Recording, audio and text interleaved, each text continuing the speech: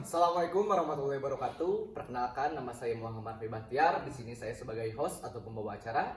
Di sini ada dua teman saya, boleh diperkenalkan? Nama saya Rizky Farul Azmi Yunadi. Nama saya Erwanuddin. Balik lagi di sini di podcast Investor Freeport. Di episode kali ini kita bakal ngobrol nih, santai tapi serius. Tantangan UMKM di tahun 2025 dan 2026. UMKM itu sering dibilang tulang punggung ekonomi Indonesia. Tapi di balik itu semua, perjuangannya juga nggak gampang. Yuk kita bahas bareng-bareng sama teman-teman kita. Sebelumnya izin bertanya nih, ada beberapa pertanyaan dari saya dan teman-teman yang lain. Untuk pertanyaan pertama, sebenarnya gimana sih kondisi UMKM di Indonesia tahun 2025 dan 2026 ini? Oke, di tahun 2025 ini UMKM itu lagi di posisi yang unik. Nah, peluangnya besar karena teknologi makin maju, akses makin luas, baik itu lewat online, lewat sosmed dan lain sebagainya. Digital itu sangat dipermudah. Tapi tantangan juga makin berat karena apa? Karena persaingan akan semakin ketat. Ya. Nah, contohnya misalkan ya, UMKM kuliner sekarang nggak cuma saingan sama warung sebelah, Ya. tapi sama brand besar, produk besar itu langsung memasarkannya lewat digital gitu. Mungkin digital marketing kan? Betul. Oke. Untuk pertanyaan kedua nih, selanjutnya apa sih tantangannya yang paling terasa berat untuk UMKM di tahun 2025 sama 2026? Kalau untuk di tahun 2025 dan 2026 ya, untuk misalkan kita membuka baru ya kita harus merintisnya itu kan.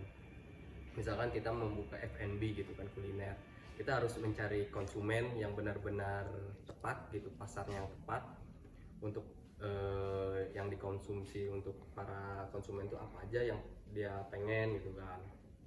Dan untuk ke depannya itu ya kita harus mempertahankan dari cita rasa, harga dan kualitas si makanan tersebut gitu kan. Tapi balik lagi juga bagaimana kita menjalankan F&B itu dengan manajemen yang benar dan promosi yang benar. Oke, selanjutnya ngebahas tahun 2025 sampai 2026 ini kan udah masuk ke zaman digital nih. Betul sekali. Menurut kalian nih, untuk yang ketiga, digitalisasi itu ngebantu UMKM atau malah makin susah? Menurut saya sih dua-duanya ya. Tergantung si 50-50. tergantung si pelakunya. Kalau misalkan dia mau merubah mindset, ikut digitalisasi, maka tidak perlu kemungkinan si warung atau yang dia kelola itu akan semakin ramai. Okay. Tapi kalau dia tidak ikut itu, dengan berpikir lama atau klasik, mohon maaf, dia bahkan bisa tertinggal kalau menurut saya sih begitu. Kalau menurut Ariski itu gimana? Kalau misalkan kita kan contohnya banyak gitu kan pelaku-pelaku usaha F&B itu yang kolot lah gitu kan, masih lama gitu kan. Mereka pastinya mempertahankannya itu cita rasa gitu kan. Karena mereka susahnya mengikuti zaman untuk di dalam teknologi gitu kan. Pastinya dia mempertahankan cita rasanya, kualitas makanannya untuk dijual ke konsumen. Kalau untuk selanjutnya ini sih pertanyaan soal modal nih, sorry.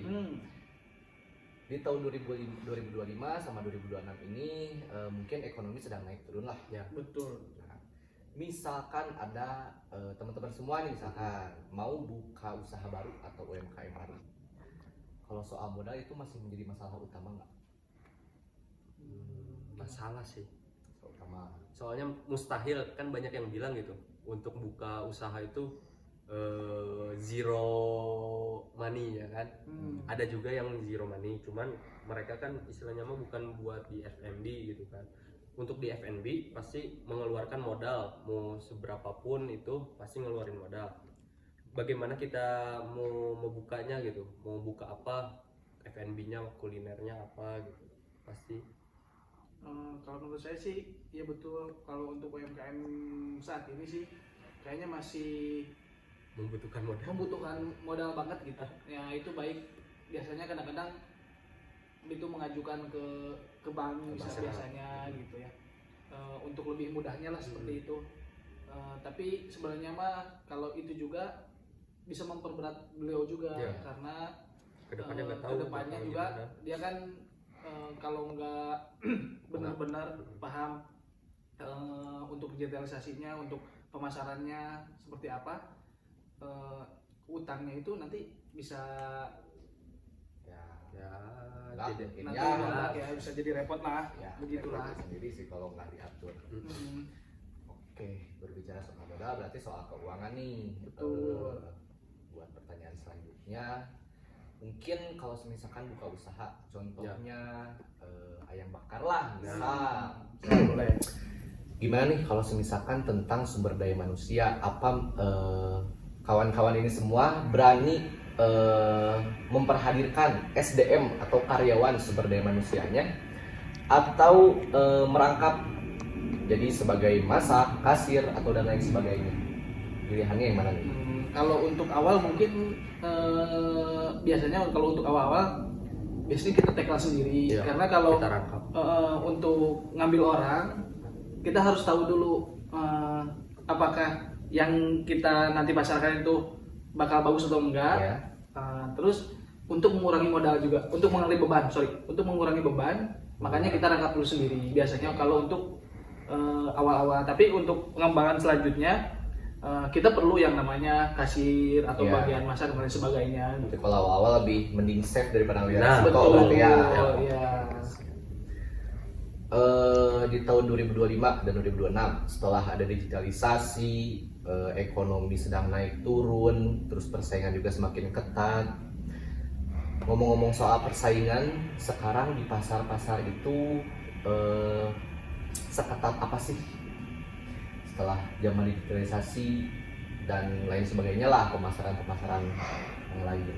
Untuk ketat atau gak ketat sih ya pastinya ya kan dari zaman ke zaman, misalkan ada makanan atau F&B yang baru naik gitu kan, pasti banyak yang ngikutin gitu kan. Betul. Kalau rame itu. Nah, ya balik lagi gitu kan, lidah konsumen itu tidak bisa dibohongin kan. Betul. Pastinya mereka juga bakal balik lagi ke yang pertama gitu, karena ada istilahnya mah ada bedanya gitu kan, rasanya atau apanya gitu. Jadi maksudnya gini, kita itu harus punya ciri khas lah dari yang lain gitu. Karena apa? Kita bukan hanya harus jual murah. Kalau jual murah juga kita pasti kalah saing dengan yang besar-besar untuk sekarang. Tapi kalau kita punya ciri khas nih, di sini mah rasanya ini loh gitu, atau ada bau kemanginya dan sebagainya. Atau si bosnya enak untuk dengan customernya gitu kan. Atau misalkan dari sambalnya deh, misalkan kayak bukan di Jogja, ada di di Jalan Tol apa gitu. Nah itu ada yang namanya sambal. Saya lupa lagi itu terkenal sama sambalnya, sambal bucigania itu. Itu sangat, orang di situ tuh pasti yang tanya ini sambal gitu, bukan tanya ayamnya apa gitu, enggak gitu, karena punya ciri khas itu gitu. Oke, dan menurut kalian nih dari segi usaha dan UMKM, peraturan dari pemerintah itu ngeganggu atau jadi tantangan nggak sih? Untuk mengganggu atau enggaknya sih ya baik lagi ke kita sih ya. Kalau misalkan kitanya jualannya benar-benar dan tidak melanggar aturan dari pemerintah, ya tidak jadi halangan gitu kan. Betul. Tapi kalau misalkan dia belum mengetahui gitu, kayak misalkan UMKM di kita itu biasanya belum paham terkait pajaknya itu seperti apa dan gimana itu, ya itu justru menjadi tantangan tersendiri dan sangat resiko.